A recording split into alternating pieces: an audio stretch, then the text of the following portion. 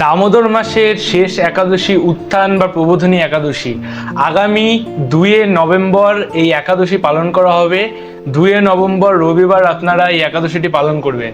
চলুন উত্থান বা প্রবোধনী একাদশীর ব্রত মাহাত্ম্য সম্বন্ধে জানা যাক। আপনারা পালন করবেন পরদিন সোমবার ভোর 5:43 থেকে সকাল 9:29 মধ্যে। উত্থান বা প্রবোধনী একাদশী কার্তিক মাসের শুক্লপক্ষের একাদশীর মাহাত্ম্য স্কন্দ পুরাণে ব্রহ্ম নারদ সংবাদে বর্ণিত আছে। মহারাজ যুধিষ্ঠির বললেন, হে পুরুষোত্তম, কার্তিক মাসের শুক্লপক্ষের একাদশীর নাম আমার কাছে কৃপা করে বর্ণনা করুন। শ্রীকৃষ্ণ বললেন, হে রাজন, কার্তিক মাসের শুক্লপক্ষের একাদশী উত্থান বা প্রবোধনী নামে খ্যাত। প্রজাপতি ব্রহ্মা পূর্বে নারদের কাছে এই একাদশীর মহিমা কীর্তন করেছিলেন। এখন তুমি আমার কাছে সেই কথা শ্রবণ করো। দেবর্ষি নারদ প্রজাপতি ব্রহ্মাকে বললেন, হে মহাত্মা, যে একাদশীতে ভগবান শ্রী গোবিন্দ স্বয়ং থেকে জেগে ওঠেন সেই প্রবোধনী বা উত্থান একাদশীর মহিমা আমার কাছে সবিস্তারে কীর্তন করুন। ব্রহ্মা বললেন, হে নারদ, উত্থান একাদশী যথার্থই পাপনাশিনী, পুণ্যবর্ধিনী ও মুক্তিপ্রদায়ী।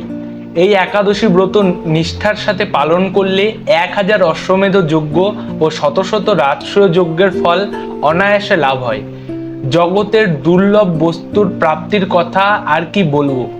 এই একাদশী ভক্তিপরায়ণ ব্যক্তিকে ঐশ্বর্য, প্রজ্ঞা, রাজ্য ও সুখ প্রদান করে। এই ব্রতের প্রভাবে পর্বত প্রমাণ পাপরাশি বিনষ্ট হয়ে যায়। যারা একাদশীতে রাত্রি জাগরণ করেন তাদের সমস্ত পাপ ভস্মীভূত হয়। শ্রেষ্ঠ মুনিগণ তপস্যার দ্বারা যে ফল করেন এই ব্রত উপবাসে তা পাওয়া যায়।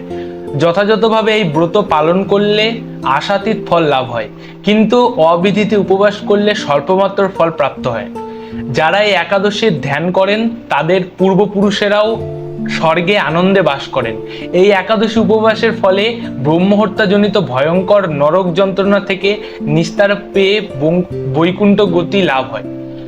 অশ্বমেধ যজ্ঞ দ্বারাও যা সহজে লাভ হয় না, তীর্থের স্বর্ণ প্রভৃতি দান করলে যে পুণ্য অর্জিত হয়, এই উপবাসের রাত্রি জাগরণে সেই সকল অনায়াসে লাভ হয়ে যায়।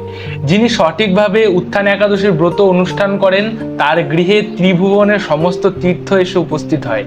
হে নারদ, বিষ্ণুর প্রিয়তমা এই প্রবোধনী একাদশীর উপবাস করলে সর্বশাস্ত্রে জ্ঞান ও তপস্যার সিদ্ধিলাভ করে চরমে মুক্তি লাভ হয়। যিনি সমস্ত লৌকিক ধর্ম পরিত্যাগ করে ভক্তি ভরে এই ব্রত উপবাস করেন তাকে আর পুনর্জন্ম গ্রহণ করতে হয় না। এমনকি মন ও বাক্য দ্বারা অর্জিত পাপরাশিও শ্রী গোবিন্দের অর্চনে বিনষ্ট হয়ে যায়।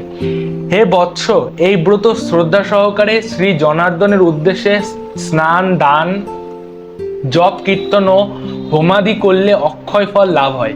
যারা উপবাস দিনে শ্রীহরির প্রতি ভক্তিভাবে দিন যাপন করেন তাদের পক্ষে জগতে দুর্লভ বলে আর কিছু নেই। চন্দ্র ও সূর্যগ্রহণে স্নান করলে যে পুণ্য হয়, এই উপবাসে রাত্রি জাগরণে তার সহস্রগুণ সুকৃতি লাভ হয়। তীর্থে স্নান, দান, জপ, হোম, ধ্যান আদির ফলে যে পুণ্য সঞ্চিত হয়, উত্থান একাদশী না করলে সে সমস্ত নিষ্ফল হয়ে যায়। হে নারদ, শ্রী হরিবাসরে শ্রী জনার্দনের পূজা বিশেষ ভক্তি সহকারে করবে, তা না হলে শত জন্মার্জিত পুণ্য বিফল হয়। হে বৎস, যিনি কার্তিক মাসে সর্বদা ভাগবত শাস্ত্রাদি অধ্যয়ন করেন তিনি সর্বপাপ মুক্ত হয়ে সমস্ত যজ্ঞের ফল লাভ করেন। ভগবান হরিভক্তিমূলক শাস্ত্র পাঠে অত্যন্ত সন্তুষ্ট হন, কিন্তু দান, জপ, যজ্ঞাদি দ্বারা তেমন প্রীত হন না। এই মাসে শ্রী বিষ্ণুর নাম, গুণ, রূপ, লীলাদি শ্রবণ, কীর্তন অথবা শ্রীমদ্ ভাগবতাদি শাস্ত্রগ্রন্থ পাঠের ফলে শত শত গোদানের ফল অচিরেই প্রাপ্ত হওয়া যায়। হরে কৃষ্ণা। সম্পূর্ণ ভিডিওটি দেখার জন্য ধন্যবাদ।